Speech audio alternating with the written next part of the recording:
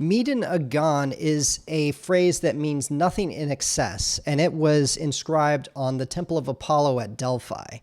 And the idea behind it is that you shouldn't be extremist, that you should find balance in your life, and that's how you live a healthy life.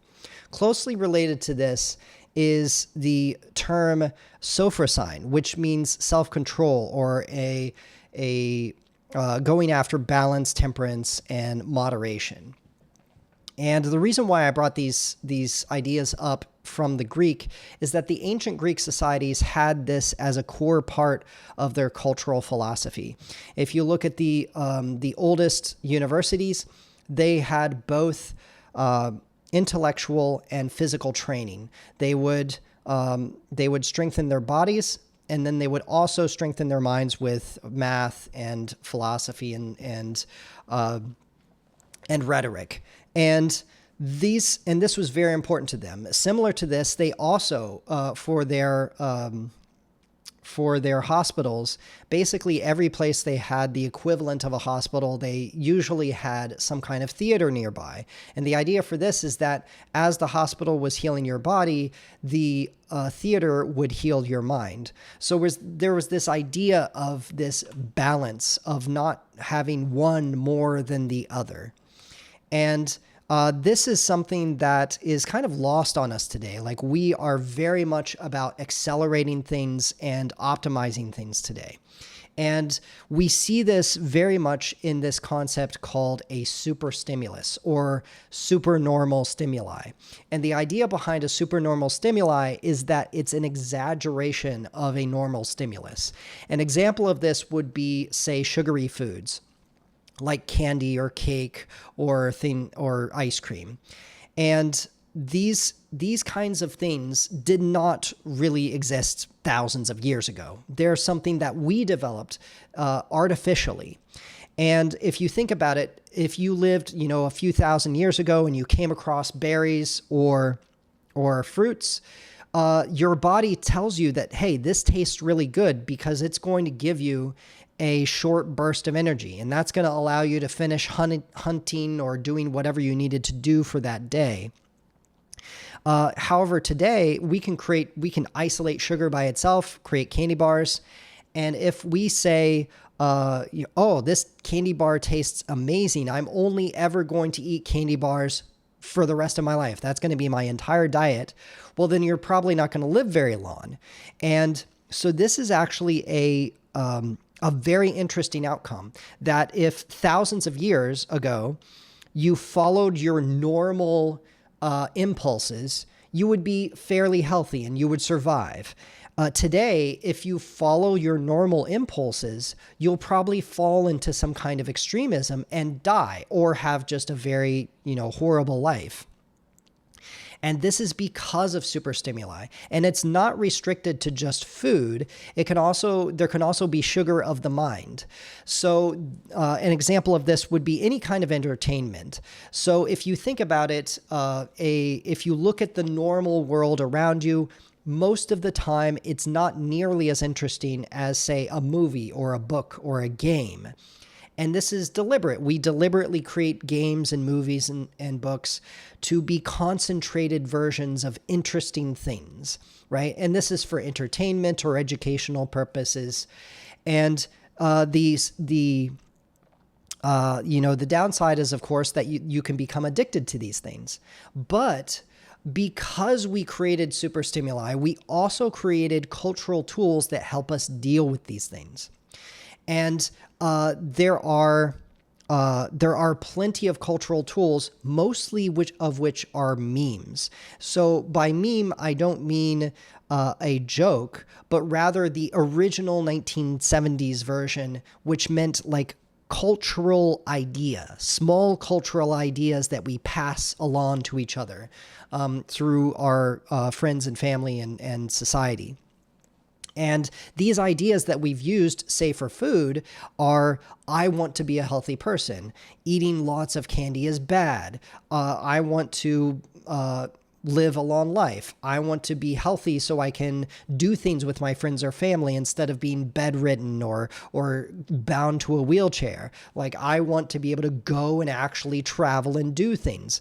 So having these ideas, as well as social pressure, right? So it's like, well, I don't want to look fat to other people. Like, I want to look good, right? Those things, while those can have negative effects, those things can also have positive effects by counteracting the effect of this supernormal stimuli. And so these are kind of the tools that we've created. Now, what that means is that as new things come, as new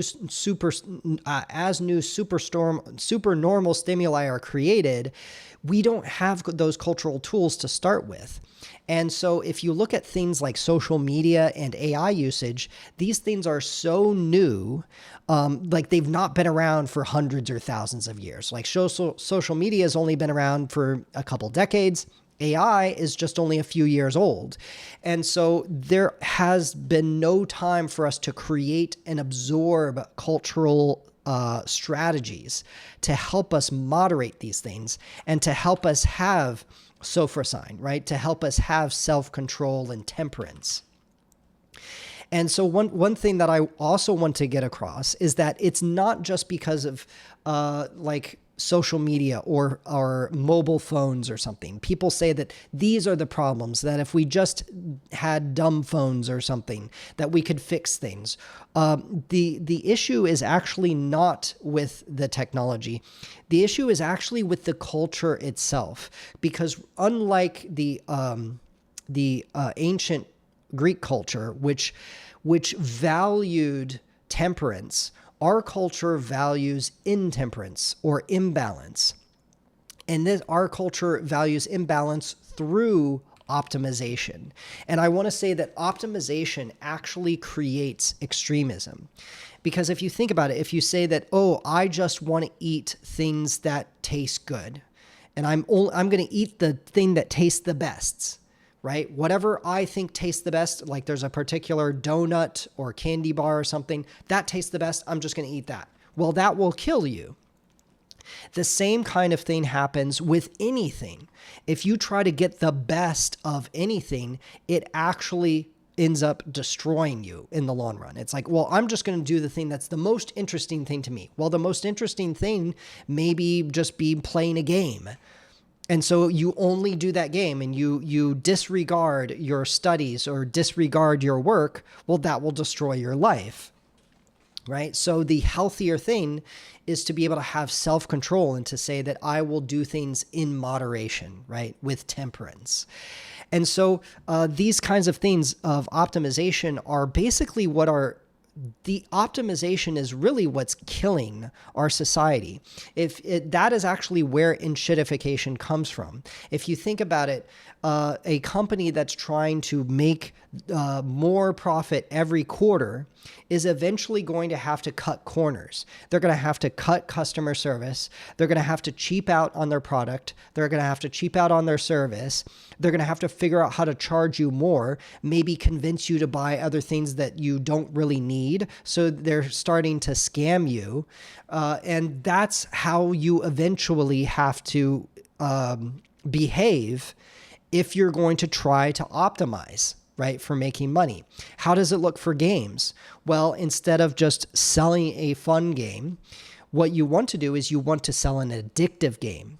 So instead of saying, oh, I just want to play this because, oh, it's kind of fun and I'll kill a couple hours. Someone who has an addiction to the game must play the game. They feel compelled to play the game. And companies have even hired psychologists and sociologists to help their games become addictive. And what they're doing is they're trying to capture people who have addictive personalities, because people with those personalities will spend thousands or even tens of thousands of dollars per year on a game. And these people are called whales. And this is a very predatory practice, but this is what these companies do because they're optimizing. Another thing that game companies will do to optimize is they will have season passes, DLC, skins, loot boxes, right? They'll create all sorts of things to just try to soak up as much money as possible from you, as well as anyone who becomes very addicted. And so if you see this is not just the game industry, but this is everything. Social media, the reason why social media is a problem, they make money by showing you ads. So the more time that you spend on social media, the more time you can see ads. So what they want to do is they want to soak up every second of your waking life. And so they will do everything that they can to be as attention grabbing as possible. And so this, which means that they're going to give you rage bait and clickbait. They're not going to try to educate you or try to get you to have healthy relationships. They're just going to try to soak more of your time out of your life. And so this is all comes back to optimization, and optimization is just creating extremism.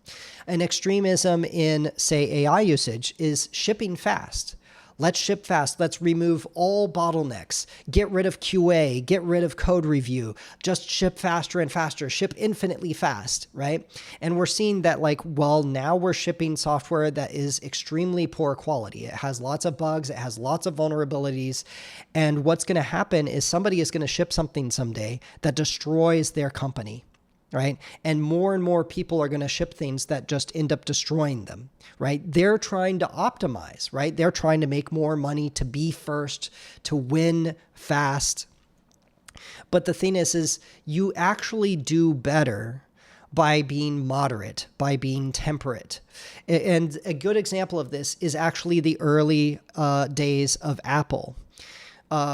Steve Jobs said publicly he wants to create an insanely great computer. He was obsessed with creating an amazing computer with an amazing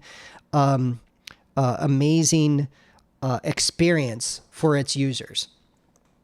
At the same time, the company still had to make money, right? So he couldn't optimize fully on creating the best computer, because the best computer might cost millions of dollars. Right? That might be the best computer, and you can't sell lots of multi-million-dollar computers, especially in the 80s. So you have to settle for something less than the best computer, right? So even though he said insanely great, he still had to make compromises because the company had to make money. So Apple had a balance. They focused on customer satisfaction, but they also had to make money. And because they had this balance, they became the first trillion-dollar tech company. All the other companies, computer companies in the 1980s, there was a bunch of computer companies in the 1980s. And guess what? Almost all of them are dead. Nobody even knows their names anymore. And the reason was they optimized, right? They tried to get the best, the most money, which means they cheaped out on everything. They cheaped out on customer service. They cheaped out on their computers. They didn't care about the software or the experience. All they cared about was getting more pennies out of people. And that killed them. That killed their company. So if you think that you're going to make more money by shipping faster, you're wrong. You'll make some money in the beginning, but it will bankrupt you long term. The same way that eating lots of candy bars will just kill you long term. So temperance is not about just, being a good person. Temperance is about actually getting a better life.